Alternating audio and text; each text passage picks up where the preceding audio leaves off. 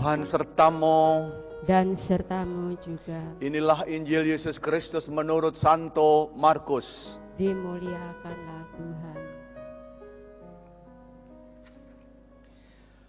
Pada suatu hari, datanglah kepada Yesus beberapa orang Saduki yang berpendapat bahwa tidak ada kebangkitan.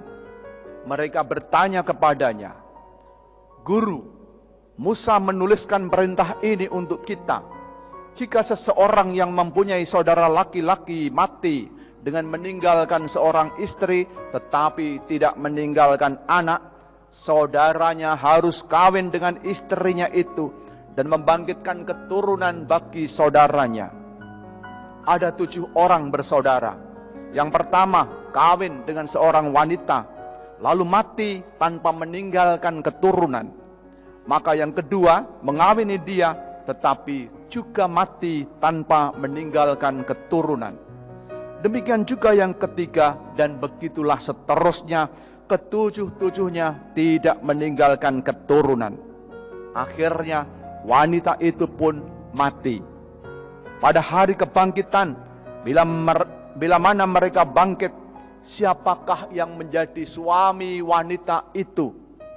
Sebab ketujuh-tujuhnya telah beristrikan dia."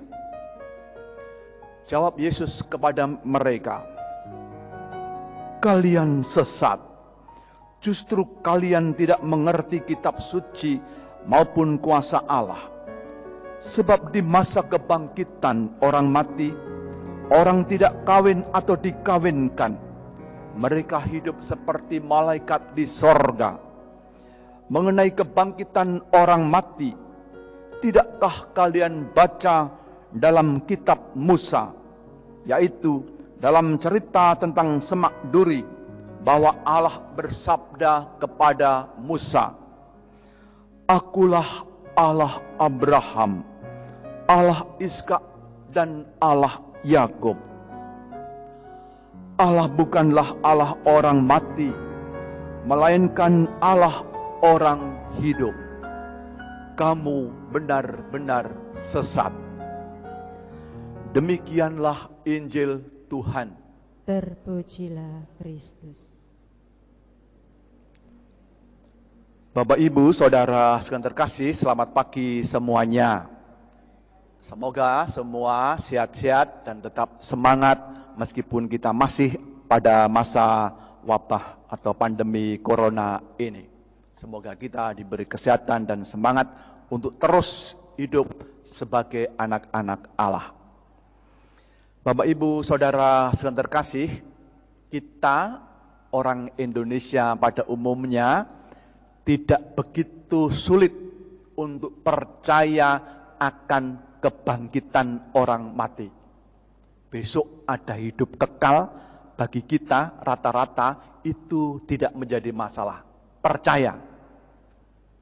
Karena apa? Ya karena memang budaya dan agama yang ada di sekitar kita semua mengajarkan itu. Padahal kalau dipikir-pikir sungguh-sungguh, kebangkitan orang mati, hidup kekal itu gampang-gampang mudah, gampang-gampang sulit. Sulitnya karena tidak bisa dibuktikan. Bagaimana membuktikan hidup kekal? Hidup sesudah mati. Secara nalar, logika tidak akan sampai. Dengan apapun caranya tidak akan sampai. Kita orang Katolik secara khusus percaya akan kebangkitan orang mati hidup kekal pertama-tama karena Kristus yang bangkit. Ya. Dia sudah mati tapi bangkit mulia abadi. Tapi bagi sebagian orang tidak mudah untuk percaya begitu saja. Dalam bacaan Injil diceritakan satu kelompok yang tidak percaya pada kebangkitan orang mati, yaitu orang-orang Saduki. Maka orang-orang Saduki ini mau mencobai sekaligus juga bertanya pada Yesus, karena mereka tidak percaya akan kebangkitan orang mati itu. Mengenai kalau suami istri itu mesti meninggalkan keturunan lalu 7 orang bersaudara kawin dengan salah seorang wanita, mati semua. Kemudian besok kalau mati, siapakah yang menjadi suami dari istri itu? Itu adalah nalar dunia. Lalu Yesus menjawab bahwa besok itu tidak ada orang kawin dan dikawinkan, seperti malaikat. Orang-orang Saduki yang tidak percayakan kebangkitan ini memakai nalar logika dunia yang terbatas dimensi waktu dan ruang ini. Dan juga budaya-budayanya memakai nalar-nalar dunia. Padahal besok kalau sudah mati semuanya berubah total. Tidak lagi bisa kita bayangkan ya. Itu salah satu kesesatan mereka. Memakai logika nalar-nalar duniawi ini untuk memahami dimensi yang jauh mengatasi dimensi dunia ini. Kemudian yang kedua dikatakan sesat oleh Yesus. Kamu itu tidak membaca kitab suci. Padahal dalam kitab suci sudah dikatakan. Ketika Allah menjumpai Musa, Allah itu berkata, akulah Allah Abraham, Ishak, dan Yakub.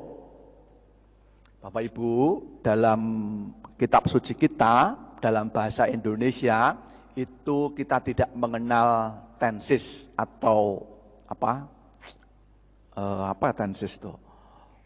Kalimat yang menyatakan ini kapan terjadi, present sekarang atau past masa lalu atau yang akan datang future. Kita tidak punya itu. Dalam teks aslinya, minimal dalam bahasa Inggris itu dikatakan akulah Allah Abraham, Ishak, dan Yakub. Itu dikatakan pakai bentuk sekarang. I am the God of Abraham, Ishak, and Jacob. Ya, jadi I am itu bentuk present sekarang, bukan I was. Dulu saya itu Allahnya Abraham, bukan begitu. Tapi dikatakan sekarang ketika ia berhadapan dengan Musa, I am the God of Abraham. Jadi sekarang ini aku itu masih menjadi Allahnya Abraham. Abraham, Ishak, dan Yakub itu tidak mati. Maka tidak dikatakan I was, tetapi I am. Bentuknya sekarang. Kemudian diberi keterangan bahwa Allah itu adalah Allahnya orang hidup, bukan Allahnya orang mati. Lah untuk apa jadi Allah kalau hanya ngurusi orang mati? Dia adalah Allah orang yang hidup, baik yang di dunia maupun yang nanti hidup abadi. Jadi Bapak Ibu, dengan itu semua mau dikatakan kepada kita, Yesus mengajarkan mengenai kebangkitan orang mati. Dan orang Saduki pun, saya tidak tahu bagaimana reaksi pada waktu itu, kemungkinan mereka kemudian juga percayakan kebangkitan itu. Oh, ternyata yang dikatakan Musa pada waktu itu, cerita mengenai Musa, itu ternyata Allah adalah Allah Abraham, Ishak, dan Yakub yang hidup, bukan yang sudah mati. Baik, itu yang pertama. Bapak Ibu, yang kedua, dalam bacaan pertama tadi bagus dikatakan demikian oleh Santo Paulus kepada Timotius. Dengan Injil, Kristus telah mematahkan kuasa maut dan mendatangkan hidup yang tidak binasa. Untuk Injil inilah aku ditetapkan sebagai pewarta. Jadi dalam iman kepercayaan kita, dulu-dulunya kita ini memang mati binasa. Di bawah bayang-bayang dosa. Dan kita tidak akan mungkin bisa bebas dari dosa dan maut itu kalau tanpa pertolongan, tanpa Yesus Kristus itu. Maka dikatakan dalam Injilnya Kristus telah mematahkan kuasa maut. Bagaimana ini harus dipahami? Bapak Ibu, mungkin kita bisa membandingkan dengan situasi sekarang ini. Kita ini sekarang ada dalam bayang-bayang maut karena wabah virus corona. Jadi virus corona ini membayangi umat manusia di seluruh dunia. Kalau kamu tidak hati-hati, pasti saya makan. Kena virus corona dan mati. Nah, terus gimana bisa bebas dari virus corona ini sungguh-sungguh? Nanti kalau sudah ditemukan vaksin.